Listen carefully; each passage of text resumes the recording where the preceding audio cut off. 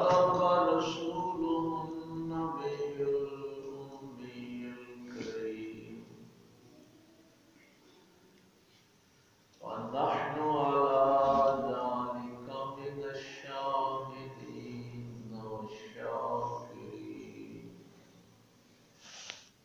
والحمد لله رب العالمين.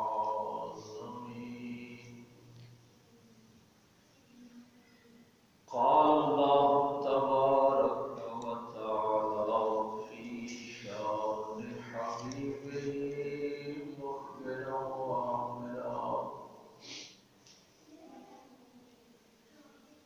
إن الله وملائكته يصلون على النبي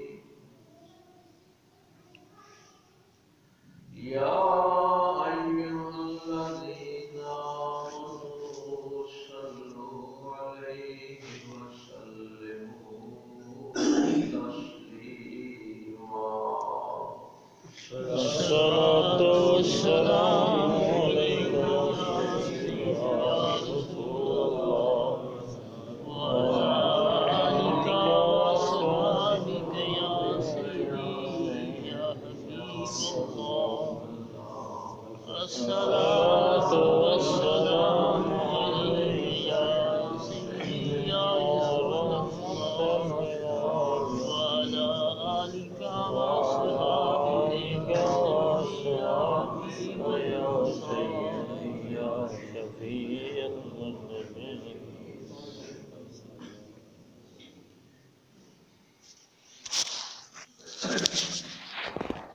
اللہ کے بعد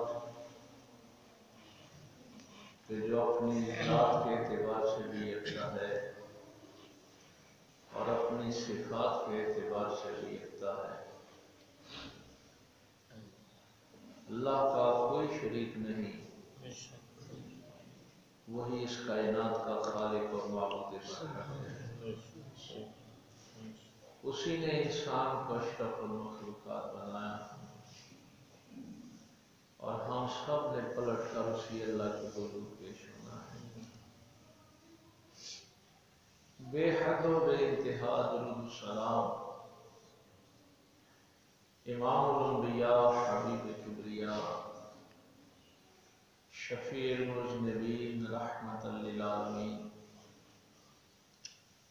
تاجدار سلطنت دنیا و دین آمنہ کے لال باعث تخلیق کائنات احمد مجتبیٰ محمد مصطفیٰ صلی اللہ علیہ وسلم کی ذات اقدس کہ جن کے صدقے اللہ نے ہمیں ایمان کی دولت سے مالا مال فرمایا. نہایت واجب الاحترام معزز سامعین، بزرگوں، دوستوں، عزیز بھائیوں، پچھلے جمعے میں آپ سے سورہ بنی اسرائیل کی پہلی آیت سے جو گفتگو کر رہا تھا، اس میں آگے جا کے اللہ تعالیٰ نے ایک بڑھیا بات جو بیان فرمائی کہ ہم نے یہ سارا سیر کا سلسلہ اور معراج کا سلسلہ، اس سارے سفر کا مقصد کیا تھا، کیوں ہم نے یہ سارا ارینج کیا. دو باتیں تو ہم نے پچھلے جمعے سیکھی تھی، ایک ابدیت کے حوالے سے اور ایک ہر مرحلے پر امت کے تذکرے کے حوالے سے. لیکن یہ بات جو ہے اس میں اللہ نے کسی کو شریک نہیں کیا، نہ کسی نبی کو، نہ کسی رسول کو، نہ کسی ولی کو. اس کا تعلق صرف اللہ نے اپنے محبوب کریم صلی اللہ علیہ وسلم کے ساتھ رکھا. فرمایا یہ سارا سلسلہ مسجد حرام سے مسجد اقصی تک اور پھر مکان و لامکان تک، اور پھر فکان قاب قوسین تک، پھر او ادنا تک. یہ سب کچھ ہم نے اس لیے کیا کہ لِنُرِيَهُ مِنْ آیاتنا، تاکہ ہم اپنے محبوب کو نشانیاں دکھائیں.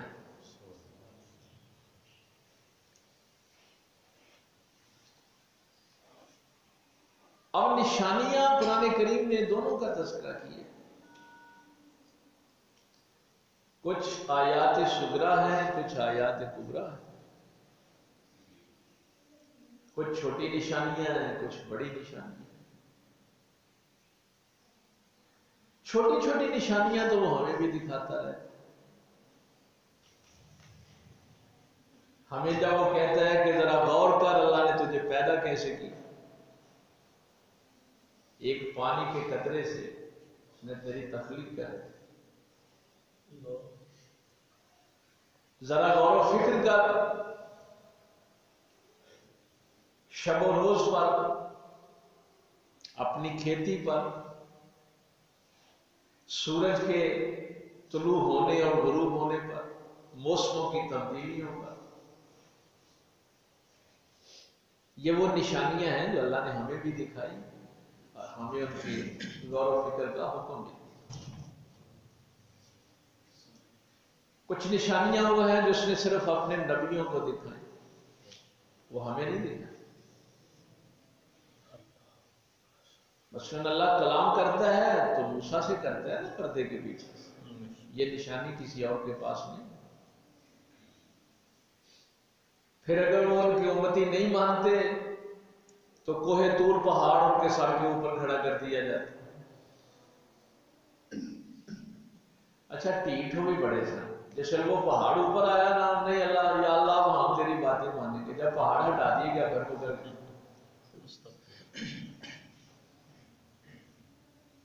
کہنے لگے اس پتھر پر ہم 12 قبیلے ہیں، 12 چشمے. ان حسنتا عشرۃ عینا، پہلے بارے میں اللہ نے فرمایا ہم نے 12 چشمے جاری کر. بچہ پیدا ہوتا ہے اس کے جسم پر لباس ہوتا تھا. موسیٰ علیہ السلام کی قوم کو کپڑے بھی نہیں سلوانے پڑتے تھے. جیسے جیسے وہ بڑھتا جاتا ویسے اس کے کپڑے بھی بڑھتے جاتے. کھانے کے لیے کوئی تگ و دو نہیں ہے، جنت سے آ رہے ہیں کھانے صبح شام. جب وہ سفر کرتے ہیں ظل اللہ علیکم الغمام، تو بادل ان کے اوپر سایہ کرتے ہیں.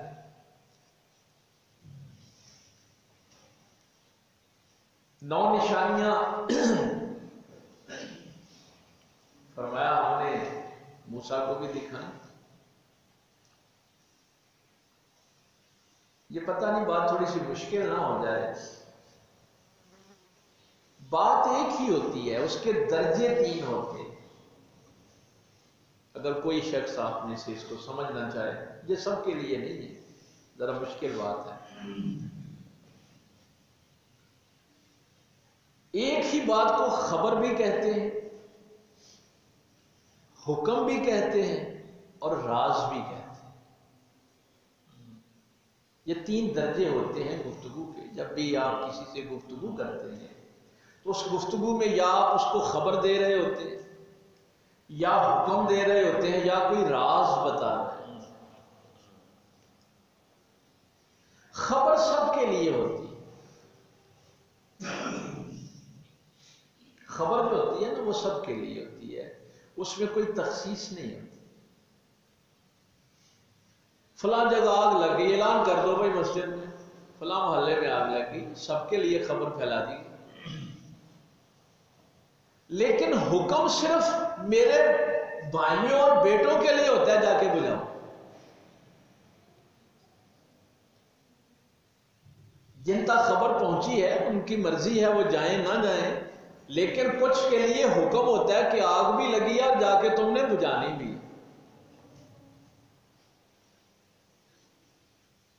اور پھر وہ جو راز ہوتا ہے کہ سب کو حکم کیوں نہیں دیا، کچھ کو حکم دیا ہے،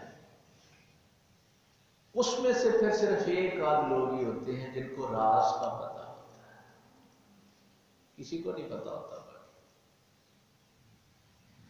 اب اللہ فرما رہا ہے لِنُرِيَهُ مِنْ آیاتنا، تاکہ ہم دکھائیں اپنے محبوب کو اپنی نشانی۔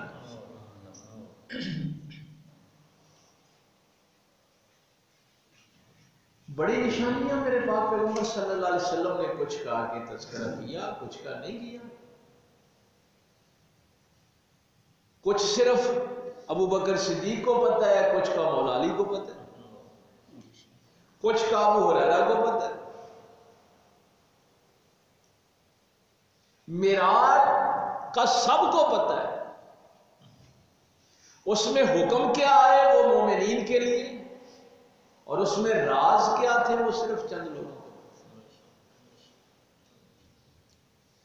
تو یہ کبھی موقع ملا تو اس پہ ہم خبر کیا ہوتی ہے، حکم کیا ہوتا ہے اور راز کیا ہوتا ہے، اس پہ تفصیل سے کسی جمعے پہ ہم انشاءاللہ اللہ نے توفیق دی تو گفتگو کریں گے۔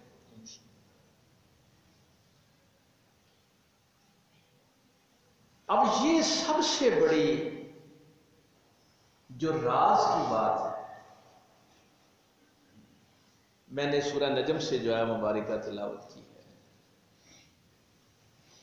کہ موسیٰ کو سب سے زیادہ نشانیاں بڑی دکھائیں اور ان سے کہہ دیا کہ لن ترانی،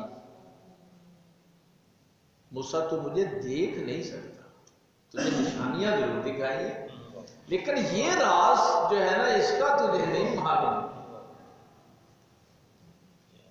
اور یار وہ تو بڑی دور کی بات ہے، امام الانبیاء کی بات ہے، اللہ کے محبوب کی بات ہے۔ اقبال تو فرمایا کرتے تھے کہ یہ راز کسی کو نہیں معلوم کہ مومن قاری نظر آتا ہے حقیقت میں ہے قرآن۔ اب مومن کا احترام تو وہی کرے گا نا جس کو راز کا پتہ ہے، جن کو راز بتایا نہیں گیا اس کو کیا پتا مومن کیا ہوتا ہے۔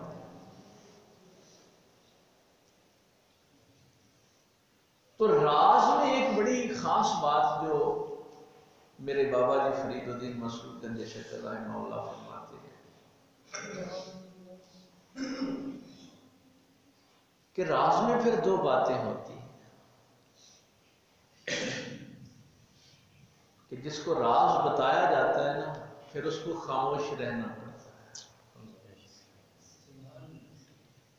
اگر وہ خاموش نہ رہے تو پھر اس کو ختم کر دیا جاتا ہے، اس کو رہنے نہیں دیا جاتا۔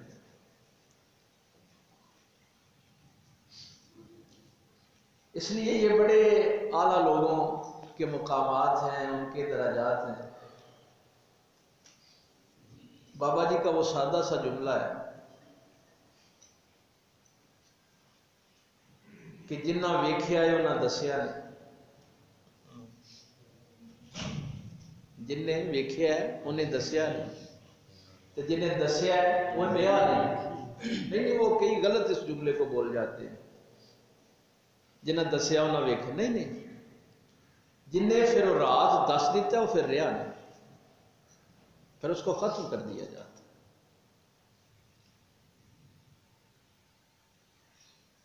اب یہی راز ہمارا چونکہ یہ جو شمسیہ آپ کا سال ہے اس سے بھی تعلق ہے، واسطہ ہے، تو اگر آپ لوگ نہیں تو میں آپ پتہ تو ہے ہی ہے لیکن یاد تازہ کر دوں کہ یہ جو شب آنے والی ہے نا یہ 571 عیسوی کو 21 اپریل کا دن تھا جب نبی پاک کا میلاد ہوا، تو شمسی سال کے حساب سے یہ آنے والی رات جو ہے یہ میلاد کی رات ہے۔ سبحان اللہ۔ میں یہ راز اس حوالے سے کہہ رہا ہوں، وہ آپ کے قمری سال کے حساب سے ہے 12 ربیع الاول کو ہے، اور یہ جو 21 اپریل ہے یہ شمسی سال کے حوالے سے۔ اب دیکھیے نا یہ بھی ایک راز کہ خبر تو ابو بکر صدیق تک پہنچ گئی، حکم بھی سارے پہنچ گئے،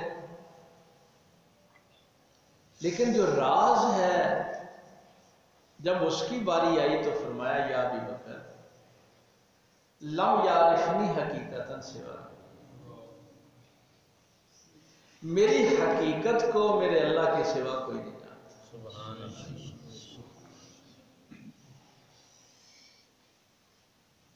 یعنی یہاں سے انسان اندازہ کرے کہ وہ جو راز ہے نا میلاد کا، نبی پاک کا اس دنیا میں تشریف لانے کا، اس راز کا تو ابو بکر کو بھی علم نہیں دیا گیا۔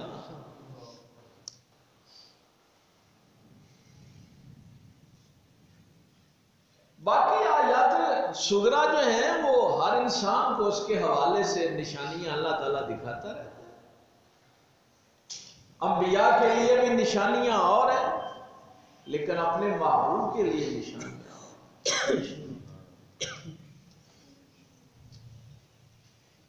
یہ بھی بڑی بحث اس دور میں جب مشرکین مکہ نے یہ سوالات اٹھائے کہ یہ مہینوں کا سفر رات کے تھوڑے سے حصے میں کیسے ہو سکتا ہے،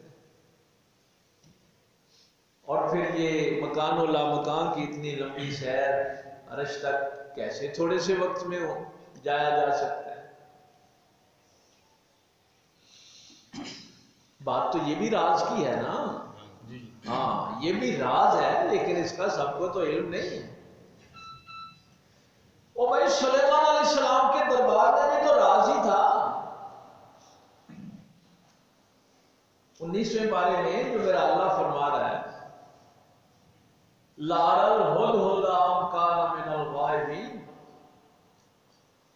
اللہ کا نبی سلیمان علیہ السلام فرما رہے ہیں آج ہدہد غائب ہے، اس کو حاضر کرو۔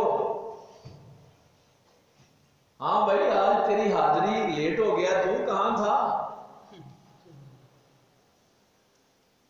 وہ جی ملکہ بلقیس کوئی پلان کر رہی ہے ہمارے خلاف۔ اچھا، اِنَّهُ مِن سُلَيْمَانَ وَإِنَّهُ بِسْمِ اللَّهِ الرَّحْمَنِ الرَّحِيمِ، یہ خط سلیمان علیہ السلام کی جانب سے ہے اور اس کی ابتدا ہم نے اللہ کے پاک نام سے کی ہے۔ یہ بسم اللہ الرحمن الرحیم کی آیت 19ویں پارے میں، یہ سلیمان علیہ السلام نے جو بلقیس کو خط لکھا۔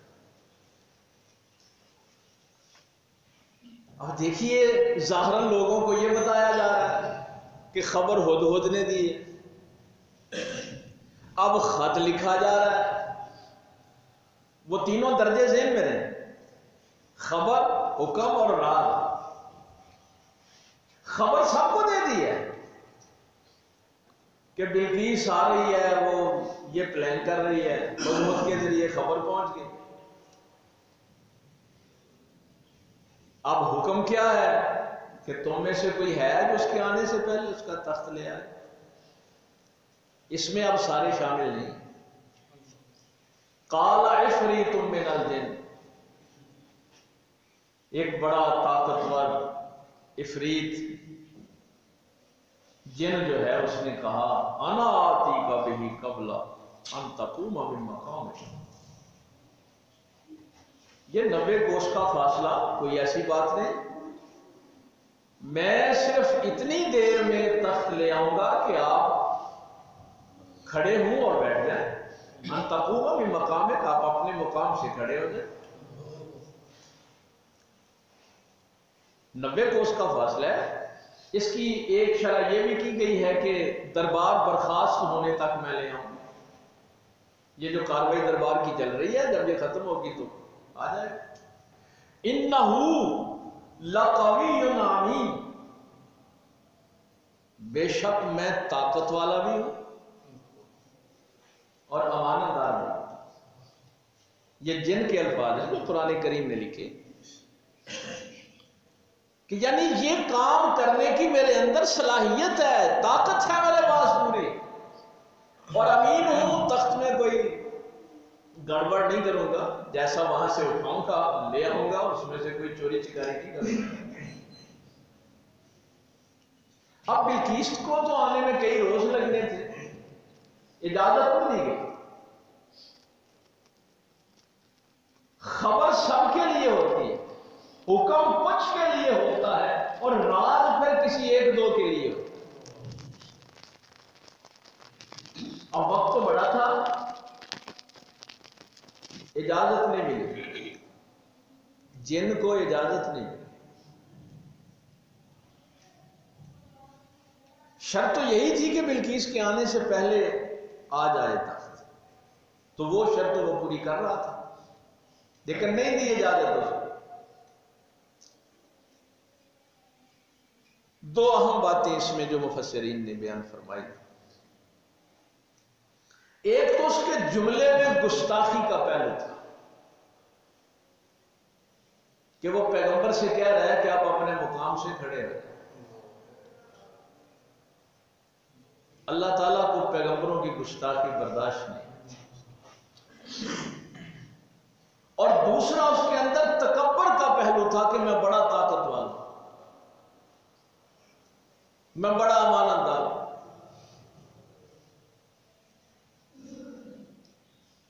نہیں، کوئی اور بتائے،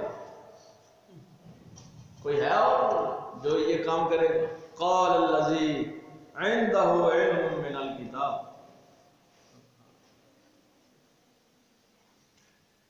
ایک کتاب کا علم رکھنے والا جو تھا، ایک انسان، اس نے کہا انا آتی کا، میں اس کو لے کے آؤں گا، این یرتد الیک طرفک، اس سے پہلے کہ آپ اپنی آنکھ جھپکیں۔ یہ جھپکنا عربی والے پتہ کیا کہتے ہیں؟ اگر آنکھ بند ہے تو کھل جائے، اگر کھلی ہے تو بند ہو جائے، ایک طرف کو طرفک کہتے ہیں۔ ایک سائیڈ جو ہے نا، اگر بند ہے آنکھ تو کھول دیں تو یہ بھی طرفک ہے، اگر کھلی ہے تو بند کر دیں، یہ بھی طرفک۔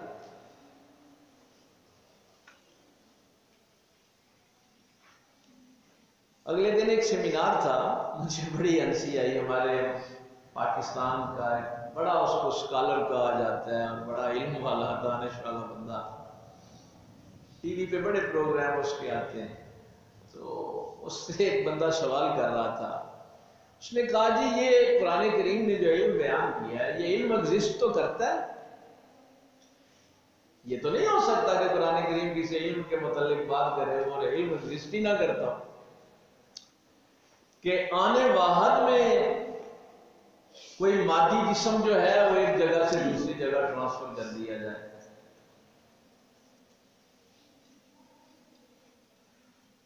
وہ جواب اس کا کیا دے رہا ہے؟ کہتا ہے یہ تو کوئی ایسی بات نہیں، مثلا ہم یہاں بیٹھے ہیں مجلس میں تو ہماری تصویر چاند پر بھی دکھائی جا سکتی ہے۔ سائنس والے یہاں سے ہماری تصویر چاند پر بھی دکھا رہے ہیں، یورپ میں بھی دکھا سکتے ہیں۔ وہ میں نے اس سوال کرنے والے سے میں نے کہا کہ اس بے وقوف سے یہ پوچھ کہ بات تصویر کی نہیں ہو رہی، بات ایک مادی جسم کو ایک جگہ سے دوسری جگہ منتقل کرنے۔ سوال یہ ہو رہا ہے کہ یہ ساری کی ساری مجلس آنے واحد میں کوئی چاند پہ پہنچا سکتا ہے؟ اب وہ بھی ہمارے ظاہر ہے علمی رہنما ہے، جن کی بیس بیچاروں کی اتنی ہے۔ آنا آتی کا، میں اس کو لے کے آؤں گا، یرتد الیک طرفک، اس سے پہلے کہ آپ اپنی آنکھ جھپکیں۔ آنکھ جھپکنے سے تو ظاہر ہے کوئی ہاتھ بھی نہیں ہلا سکتا۔ بس پیغمبر نے یہ ایک سلیقہ بتایا جا رہا ہے کہ اللہ کے نبی سے گفتگو کرنی ہے تو اس میں ادب کا کیا پہلو۔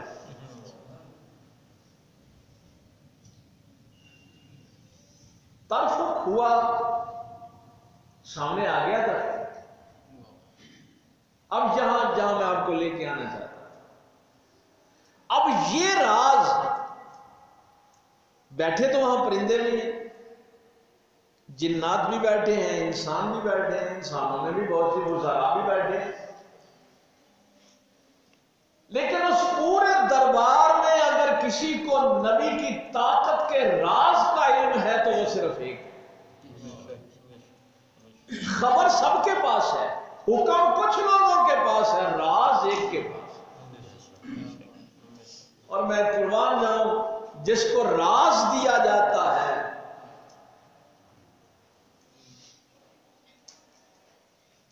سلیمان علیہ السلام نے کہا قال ھذا من فضل ربی، یہ میرے اوپر میرے اللہ کا فضل ہے۔ اس کی وجہ یہ ہے کہ راز کا ہر کوئی بوجھ اٹھا نہیں سکتا۔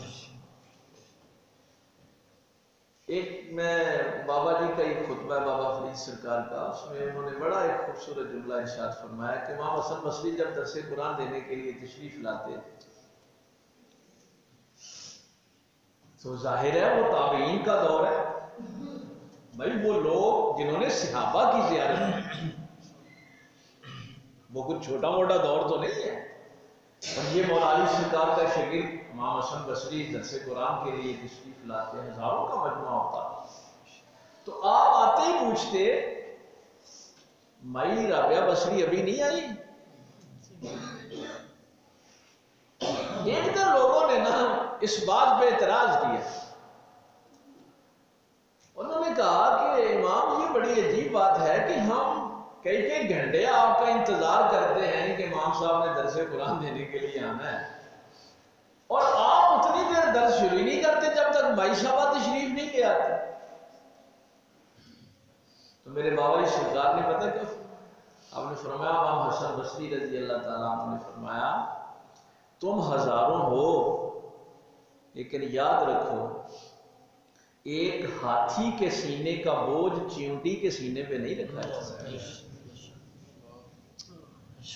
ایک ہاتھی کے سینے کا جو بوجھ ہوتا ہے وہ چیونٹیوں کے سینوں پہ نہیں رکھا جاتا۔ تو یہ راز میں جو بات عرض کرنے لگا تھا کہ معراج میں تو کسی کو اختلاف کیا ہو سکتا ہے؟ بھائی نبی پاک اپنے گھر گئے، کوئی اپنے گھر جائے تو اس میں کیا حرج ہے؟ کوئی ایسی چڑھنے والی بات نہیں۔ جو آج تک راز سمجھ سے باہر ہے وہ صرف یہ ہے کہ سرکار اپنا وہ مکان چھوڑ کر ہم گناہ گاروں میں تشریف لے آئے۔ میلاد جو ہے یہ سمجھ سے باہر ہے، اور یہ نبی پاک صلی اللہ علیہ وسلم کی محبت کا، اپنی امت کے ساتھ پیار کا، اور اس تعلق کو نبھانے کا جو میرے پیغمبر کا اصول ہے، یہ کمال کا ہے۔ جیسے علامہ اقبال نے اپنے تھیسس میں حضرت عبدالقدوس نبوی رحمہ اللہ کے حوالے سے لکھا ہے کہ یہ بھی اس کائنات کا ایک ہی واقعہ ہوا ہے، ہر کوئی دن رات محنت کر رہا ہے، کاوش کر رہا ہے کہ کسی طرح اس کو اللہ کا قرب مل جائے۔ ہر مذہب آپ کو یہی تعلیم دیتا ہے کہ آؤ تمہیں اللہ کے قریب کرو۔ آستانوں میں بھی کام یہ ہو یا نہ ہو لیکن بات یہی کی جاتی ہے، مدرسوں میں بھی یہی کی جاتی ہے، مولوی بھی یہی کہہ رہے ہیں،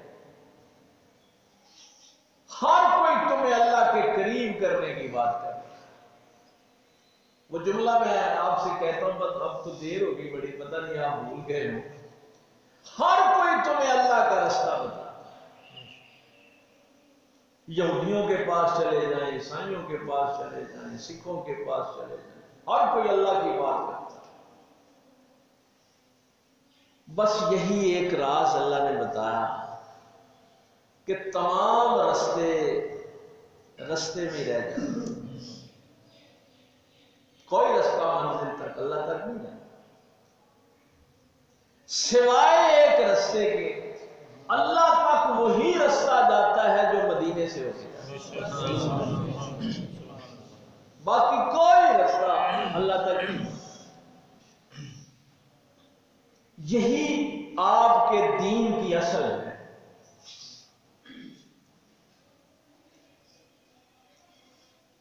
تو ہر کوئی کہتے ہیں آؤ اللہ تک پہنچا دیں، لیکن یہ کمال کی بات ثم دنا فتدلى فكان قاب قوسين او ادنى، اس مقام پہ اس قرب خاص میں جا کے کوئی واپسی کی بات نہیں کرتا، بڑی مشکل سے وہاں پہنچنا ہوتا ہے۔ بھائی کسی کو اللہ کا قرب مل جائے تو اب اس کو ادھر ادھر پھرنے کی ضرورت کیا ہے؟ لیکن اس قرب خاص میں علامہ اقبال فرماتے ہیں یہ بھی ایک ہی واقعہ اس کائنات کا ہوتا ہے، اس قرب خاص میں جا کے اللہ کا محبوب یہ کہے کہ مولا میں نے اپنی امت میں واپس کرنا۔